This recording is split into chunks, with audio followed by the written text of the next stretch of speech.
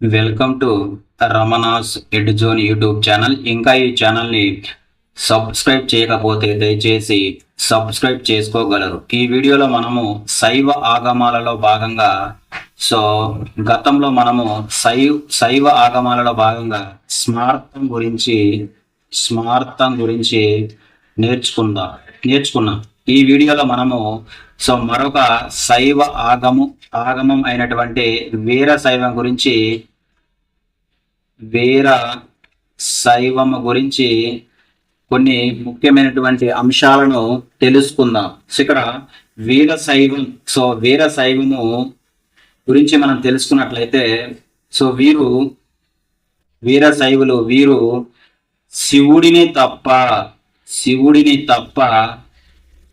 శివుడిని తప్ప వేరొకరిని దైవంగా భావించారు. అంటే వీళ్ళు ఎవరిని మాత్రమే దైవంగా భావిస్తారు, శివుని మాత్రమే తప్ప ఇంకెవరిని కూడా వీళ్ళు దైవంగా భావించరు. అదేవిధంగా శివ నిందన సైతం, అంటే శివ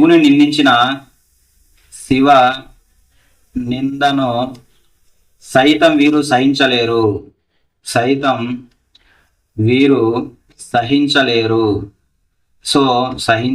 అంటే ఇక్కడ వీళ్ళు శివుని నిందించినా కూడా వారు సహించలేరు. అందుకే వీరిని ఏమన్నా మనము వీర శైవులు అన్నాం.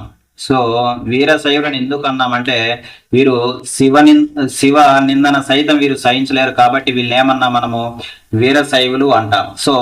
కన్నడ దేశంలో బసవేశ్వరుడు కన్నడ రాష్ట్రంలో కన్నడ దేశంలో బసవేశ్వరుడు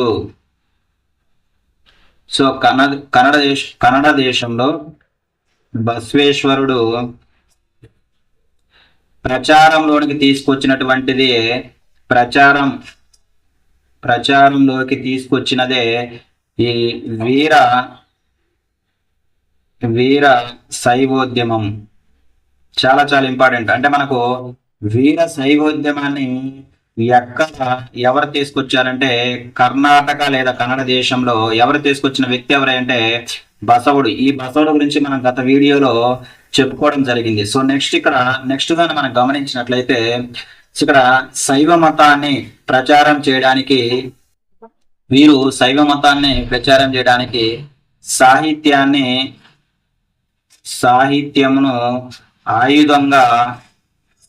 సాహిత్యమును ఆయుధంగా ముఖ్యంగా వీర శైవాన్ని వాడుకున్నారు శైవ కవులు. అంటే ఇక్కడ మనం బాగా గుర్తుపెట్టుకోవాల్సిన విషయం ఏంటంటే శైవ మతాన్ని ప్రచారం చేయడానికి సాహిత్యాన్ని ఆయుధంగా ముఖ్యంగా వీర శైవాన్ని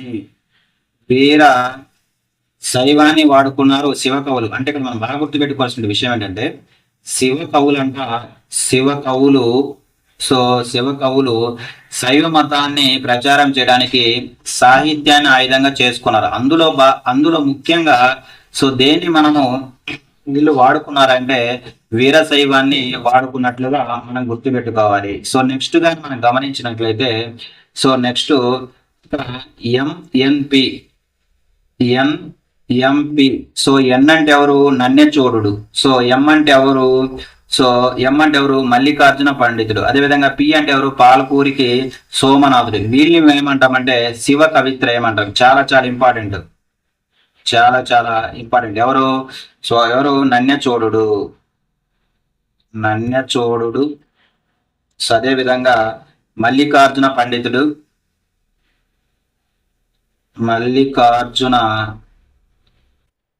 పండితుడు. నెక్స్ట్ వచ్చేసరికి పాల్కూరికి సోమనాథ్.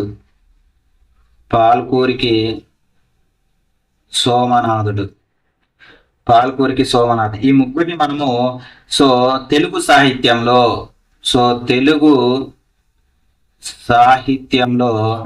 ఏమంటాం మనము? శివ కవిత్రయము అంటాముగా మనం గుర్తుపెట్టుకోవాలి. చాలా చాలా important examination point of MP.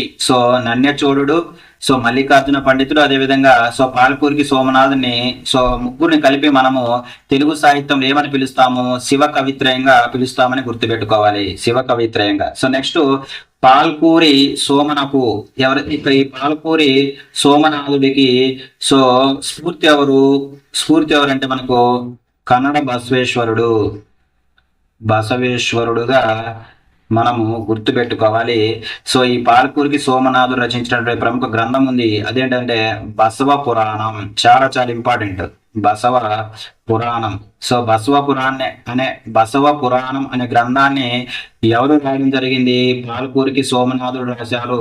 ఈ పాల్కూరికి సోమనాథుడి యొక్క స్ఫూర్తి ఎవరంటే కన్నడ దేశానికి చెందినటువంటి బసవేశ్వరుడిగా మనం గుర్తు పెట్టుకోవాలి. సో ఇక్కడ మనకి ఇంపార్టెంట్ పాయింట్ ఏంటంటే ఆది జగద్గురు అయినటువంటి శ్రీ రేణుకాచార్యులు శ్రీ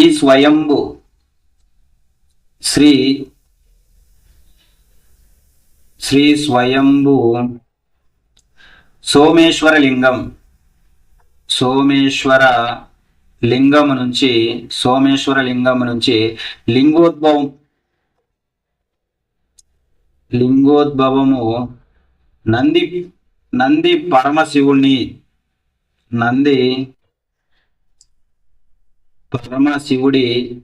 ఆజ్ఞ మేరకు శక్తి విశిష్ట అద్వైతాన్ని స్థాపించాడు. చాలా చాలా ఇంపార్టెంట్ అండి. శక్తి విశిష్ట అద్వైతమును స్థాపించాడు. చాలా చాలా ఇంపార్టెంట్, స్థాపించాడు అంటే ఇక్కడ మనము విశిష్ట అద్వైతం అంటే మనకి ఎవరు గుర్తు రావాలి? రామానుజాచార్యులు గుర్తు రావాలి. శక్తి విశిష్ట అద్వైతాన్ని స్థాపించింది ఎవరు అంటే మనకు రేణుకాచార్యులు. సో ఎవరి యొక్క ఆజ్ఞ మేరకు అంటే ఇక్కడ ఎవరి యొక్క ఆజ్ఞ మేరకు? పరమశివుని యొక్క ఆజ్ఞ మేరకు శ్రీ రేణుకాచార్యులు శక్తి విశిష్ట అద్వైతాన్ని స్థాపించడం జరిగింది. చాలా చాలా ఇంపార్టెంట్. శక్తి విశిష్ట అద్వైతాన్ని స్థాపించింది ఎవరు అంటే శ్రీ రేణుకాచార్యులుగా మనం గుర్తుపెట్టుకోవాలి. సో రేణుకాచార్యులుగా మనం గుర్తుపెట్టుకోవాల్సిన అవసరం ఎంతైనా ఉంది. సో నెక్స్ట్ గాని గమనించినట్లయితే ఈ శక్తి విశిష్ట అద్వైతాన్ని చాలా చాలా ఇంపార్టెంట్. ఈ శక్తి విశిష్ట అద్వైతాన్ని సో ఏమని పిలుస్తాము? వీరశైవంగా పిలుస్తాము. చాలా చాలా ఇంపార్టెంట్ అండి. సో వీరశైవంగా పిలుస్తామని గుర్తుపెట్టుకోవాలి. హిందూ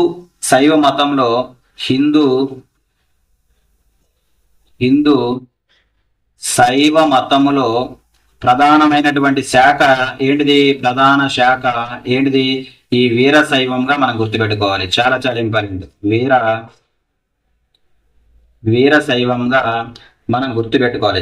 వీరశైవ మతానికి సంబంధించి మూలం. సో ఈ వీరశైవ మతం ఉంది కదా, సో ఈ వీరశైవ మతానికి మూలం ఎవరట? సో మూలము ఐదుగురు పంచాచార్యులు. ఎవరు? ఐదుగురు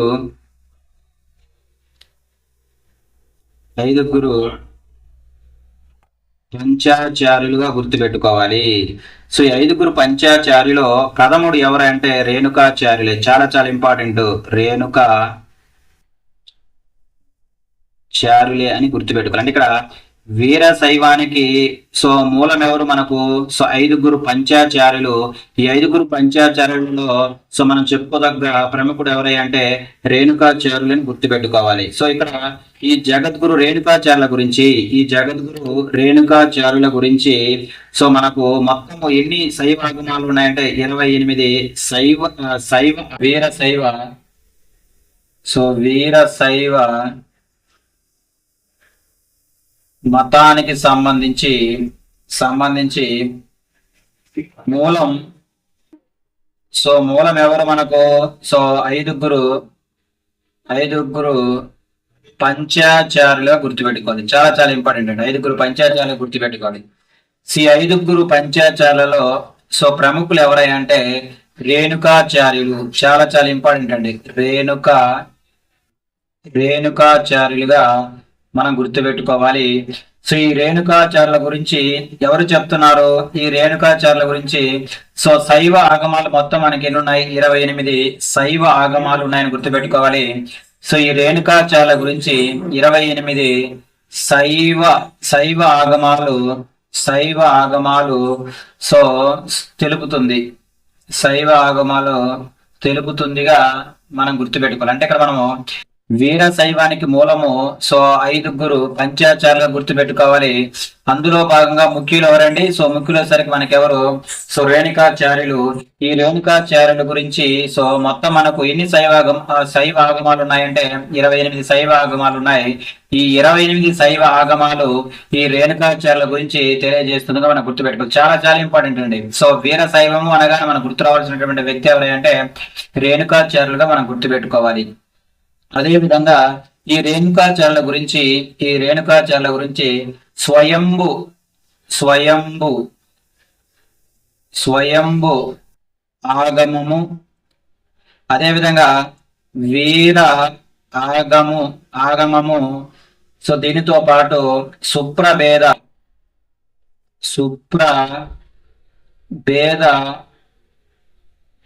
ఆగములలో వివరించడం జరిగింది. సో వివరించడం జరిగినది. ఇక్కడ మనం బాగా గుర్తుపెట్టుకోవాల్సిన విషయం ఏంటంటే వీరశైవ మతానికి సంబంధించిన వ్యక్తి ఎవరు మనకు? సో రేణుకాచార్యులు. ఈ రేణుకాచార్యుల గురించి స్వయంభు ఆగమము, అదేవిధంగా వీర ఆగమము, అదేవిధంగా సుప్రభేద ఆగములలో వివరించబడిందిగా మనము గుర్తు పెట్టుకోవాల్సిన అవసరం ఇక్కడ ఎంతైనా ఉంది. అయితే ఈ శ్రీ రేణుకాచార్యులు సో శ్రీ రేణుకాచార్యులు వీర సింహాసనం అనే పేరుతో వీర శైవ మఠాన్ని స్థాపించాడు. చాలా ఇంపార్టెంట్. వీర శైవ మఠంను స్థాపించాడని గుర్తుపెట్టుకోవాలి. సో రేణుకాచార్యులు సో వీరసింహాసనం అనే పేరుతో వీర శైవ మఠమును స్థాపించాడని గుర్తుపెట్టుకోవాలి. సో ఈ పీఠాలే నేటికి కొనసాగుతుండడం విశేషంగా మనం గుర్తుపెట్టుకోవాలి. అదేవిధంగా శ్రీ రేణుకాచార్యుల వారు కృతయుగంలో చాలా ఇంపార్టెంట్. శ్రీ రేణుకాచార్యులు గారు ఏ యుగంలో? కృత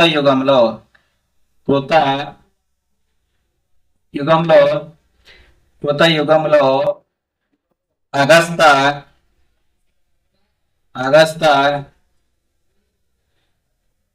మహాముని కోరిక మేరకు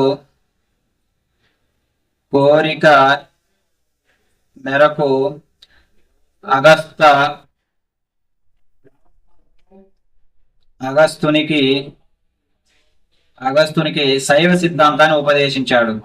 శైవ సిద్ధాంతమును ఉపదేశించాడుగా మనం గుర్తుపెట్టుకోవాలి. ఓకే, అర్థమవుతుందా? శ్రీ రేణుకాచార్యులు గారు కృతయుగంలో సో అగస్త మహాముని కోరిక మేరకు సో అగస్తునికి శైవ సిద్ధాంతం గురించి ఉపదేశించాడుగా మనం గుర్తుపెట్టుకోవాలి. సో నెక్స్ట్ గాని మనం గమనించినట్లయితే ఈ రేణుకాచార్యులు వారు అగస్త మహామునికి ఉపదేశించిన సో ఏంటిది మనకు ఉపదేశించిన శక్తి విశిష్ట అద్వైతము. చాలా ఇంపార్టెంట్ అండి. శక్తి విశిష్ట అద్వైతము. ఈ శక్తి విశిష్ట అద్వైతమే తర్వాత వీరశైవంగా మారిందని మనం గతంలో చెప్పుకోవడం జరిగింది. సో ఇలా ఉపదేశించినటువంటి శక్తి విశిష్ట అద్వైతాన్ని శివాచార్యుల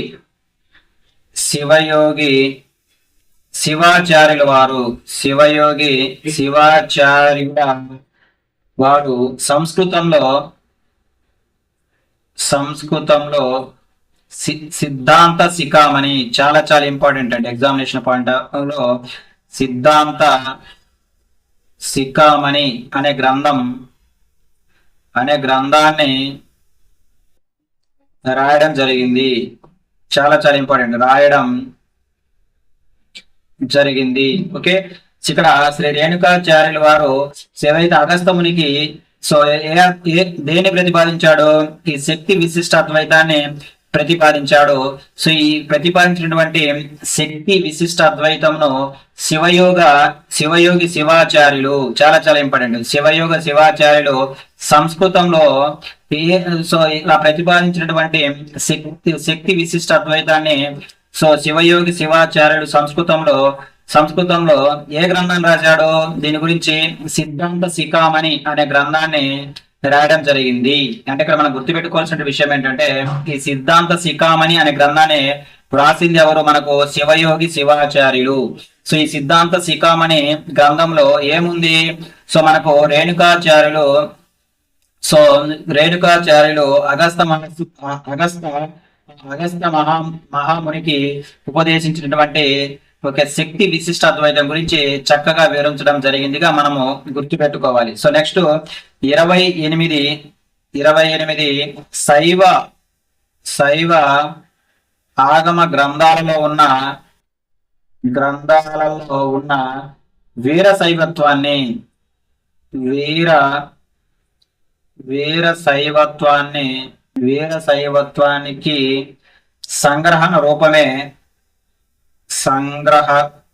సంగ్రహక రూపమే ఈ సిద్ధాంత శిఖామణిగా మనం గుర్తుపెట్టుకోవాలి. సిద్ధాంత శిఖామణి చాలా చాలా ఇంపార్టెంట్. సిద్ధాంత శిఖామణి ఏంటి అంటే సో మనకు శైవ ఆగమాలు ఎన్ని ఉన్నాయి? మొత్తం 28 శైవ ఆగమాలు ఉంటే ఈ శైవ ఆగమాల గ్రంథాలు ఉన్నటువంటి వీర శైవత్వానికి సంగ్రహక రూపమే. సో వీరశైవ సంగ్రహక రూపమే ఈ సిద్ధాంత శిఖామణి గుర్తుపెట్టుకోవాలి.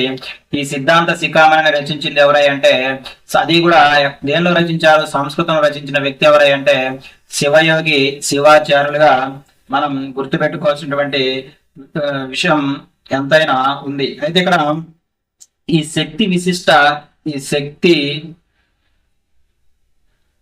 సో విశిష్ట అద్వైతాన్ని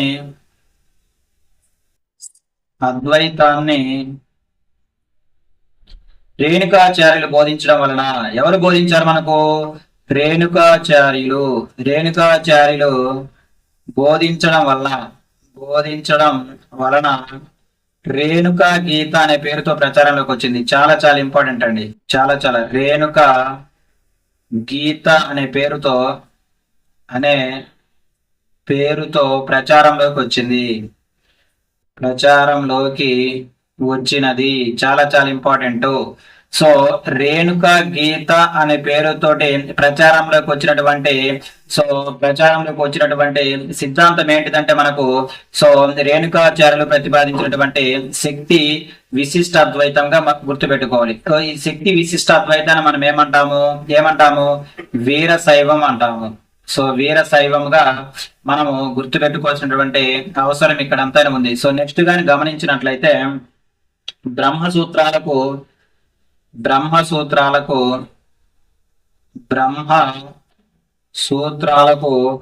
వీరశైవ పరంగా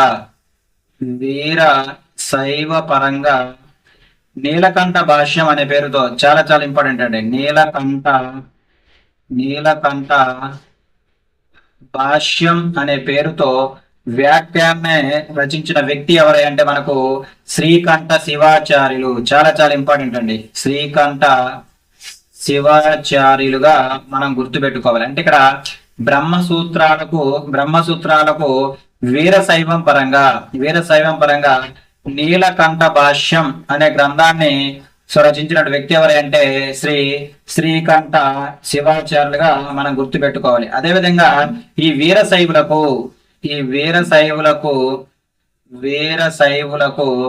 సో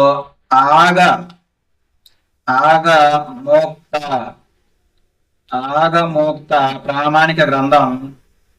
సో ప్రామాణిక గ్రంథం వచ్చేసరికి ఏంటయ్య అంటే సిద్ధాంత శిఖామణి. చాలా చాలా ఇంపార్టెంట్ ఉంది సిద్ధాంత శిఖామణి. సో ఇక్కడ మనం గుర్తుపెట్టుకోవాల్సిన విషయం ఏంటంటే సో వీరశైవులకు సో ప్రామాణిక గ్రంథం ఏంటిది? సిద్ధాంత శిఖామణి అనే గ్రంథంగా గుర్తుపెట్టుకోవాలి. ఈ సిద్ధాంత శిఖామణి గ్రంథాన్ని ఎవరు రచించారు అంటే సంస్కృతంలో శివయోగి శివాచార్యులు. చాలా చాలా ఇంపార్టెంట్ అండి ఎగ్జామినేషన్ పాయింట్ ఆఫ్ వ్యూలో. ఓకే, శివయోగి శివాచార్యులను. సో ఈ శివయోగి శివాచార్యులు ఈ సిద్ధాంత శిఖామణి అనే గ్రంథాన్ని సంస్కృతంలో రాశాడుగా మనం గుర్తుపెట్టుకోవాల్సినటువంటి అవసరం ఇక్కడ అంతనే ఉంది. సో నెక్స్ట్ 10వ శతాబ్దంలో, సో 10వ శతాబ్దంలో బ్రహ్మసూత్రాలకు 10వ శతాబ్దంలో బ్రహ్మసూత్రాలకు సో వీరశైవ పరంగా వీరశైవ పరంగా శ్రీకర భాష్యం చాలా చాలా ఇంపార్టెంట్ అండి. సో గతంలో ఈ బిట్ అడగడం జరిగింది. శ్రీకర భాష్యం. సో శ్రీకర భాష్యం రచించిన వారు ఎవరైనా మనకు శ్రీపతి పండితాచార్యులు. శ్రీపతి పండితాచార్యులుగా మనం గుర్తుపెట్టుకోవాలి. మనము బ్రహ్మసూత్రాలకు వీరశైవ పరంగా నీలకంఠ భాష్యం అనే గ్రంథం రచించిన వ్యక్తి ఎవరో శ్రీకంఠ శివాచార్యులు కాగా, అదేవిధంగా ఇక్కడ 10వ శతాబ్దంలో బ్రహ్మసూత్రాలకు వీరశైవ పరంగా శ్రీకర భాష్యం రచించిన వ్యక్తి ఎవరంటే శ్రీపతి పండితాచార్యులుగా మనం గుర్తుపెట్టుకోవాల్సినటువంటి అవసరం ఇక్కడ అంతానే ఉంది. అదేవిధంగా వేద వ్యాసుల వారు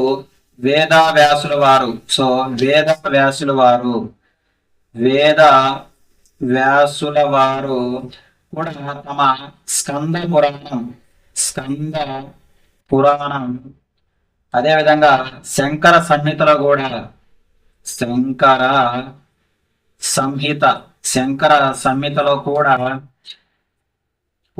శ్రీశైలంలో సూర్య సింహాసనిధులైనటువంటి, ఇక్కడ మనం బాగా గుర్తుపెట్టుకోవాల్సిన విషయం అంటే సో వేద వ్యాసుల వారు కూడా తమ స్కంద పురాణం అదేవిధంగా శంకర సంహితలో కూడా శ్రీశైలంలో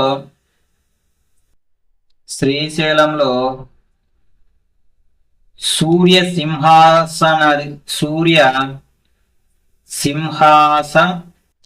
సింహాసన ఆదీసులైన జగద్గురు శ్రీ సదానంద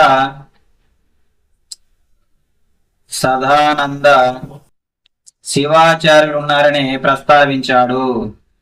శివాచార్యులు ఉన్నారని ప్రస్తావించారుగా మనం గుర్తుపెట్టుకోవాలి. ప్రస్తావించారు అంటే ఇక్కడ మనం బాగా గుర్తుపెట్టుకోవాల్సిన విషయం ఏంటంటే సో వేదవ్యాసుల వారు కూడా తమ స్కంద పురాణము అదేవిధంగా శంకర సంహితలో శ్రీశైలంలో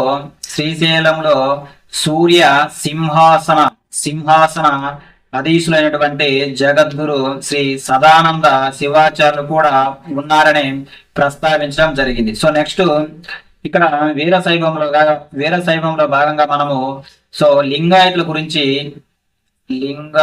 గురించి కొన్ని ముఖ్యమైనటువంటి పాయింట్లను మనం తెలుసుకుందాం.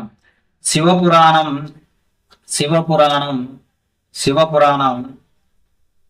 సో శివపురాణము సో విశ్వేశ్వర సంహితలో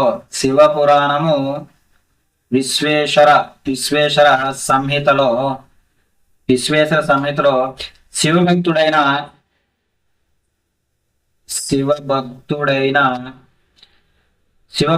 వాడు ఎల్లప్పుడూ తమ దేహం పైన శివలింగాన్ని దర్శించినట్లయితే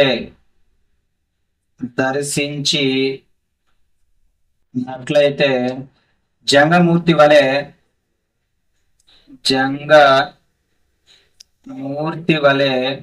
మోక్షాన్ని పొందుతారని చెప్పబడింది. మోక్షమును పొందుతారని చెప్పబడింది. చాలా చాలా ఇంపార్టెంట్. శివపురాణము ఓకే శివపురాణంలోనే విశ్వేశ్వర సంహితలో శివభక్తుడైన వాడు ఎల్లప్పుడూ తమ దేహం పైన శివలింగాన్ని దర్శించినట్లయితే జంగమూర్తి వలె సో వారు మోక్షాన్ని పొందుతారని చెప్పడం జరిగింది. అదే విధంగా ఇక్కడ భారతదేశంలో ఎన్నో శాఖలలో విడిపోయిన భారతదేశంలో భారతదేశంలో ఎన్నో శాఖలుగా విడిపోయిన శైవ మతంలో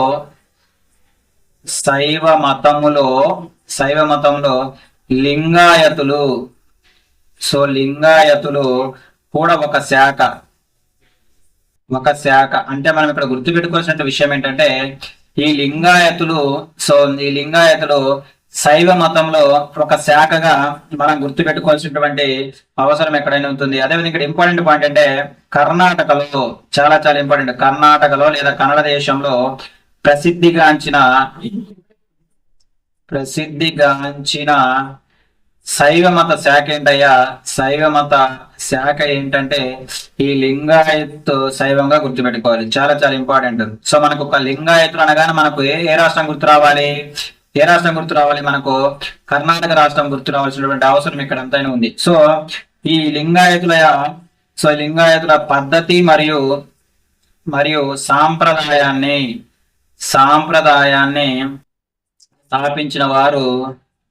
స్థాపించిన వారు ఎవరై అంటే మనకు బసవేశ్వరుడు. చాలా ఇంపార్టెంట్. గతంలో మనం ఆయన గురించి చెప్పుకున్నాం. బసవేశ్వరుడు. సో బసవేశ్వరుడు ఎవరి దగ్గర మంత్రిగా పనిచేశాడంటే బిజ్జలుడు దగ్గర మంత్రిగా పనిచేశాడని మనం గుర్తుపెట్టుకోవాలి. ఇతను స్థాపించినటువంటి ఇతను దేన్ని స్థాపించాడంటే ఓకే ఈ వీరశైవం స్థాపించాడుగా మనం గుర్తుపెట్టుకోవాలి. సో ఈ పద్ధతిని అనుసరించేవారు ఎవరు? ఈ లింగాయతుల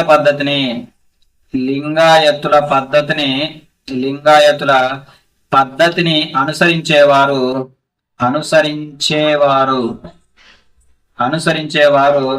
తమ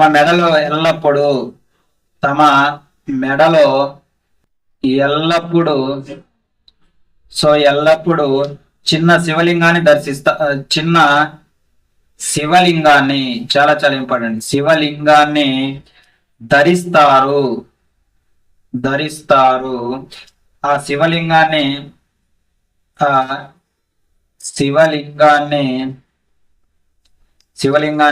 రోజు నీటిలో అభిషేకించి మరల దాన్ని ధరిస్తారు. నీటిలో అభిషేకించి తిరిగి మరల ధరిస్తారుగా మనం గుర్తుపెట్టుకోవాలి. అంటే ఎవరైతే ఈ లింగాయతుల పద్ధతిని అనుసరిస్తారో వారి మెడలో ఎల్లప్పుడూ ఒక చిన్న శివలింగం ఉంటుందని గుర్తుపెట్టుకోవాలి. ఈ శివలింగాన్ని ప్రతిరోజు నీటిలో అభిషేకించి తిరిగి తమ మెడలో వేసుకుంటారని గుర్తుపెట్టుకోవాలి. ఇవి మనము శైవ ఆగమాలలో భాగముగా వీర శైవ ఆగమం గురించి కొన్ని ముఖ్యమైనటువంటి విషయాలు. నెక్స్ట్ మరొక శైవ ఆగమంలో ఉన్నటువంటి మరికొన్ని ఆగమాల గురించి తెలుసుకుందాం.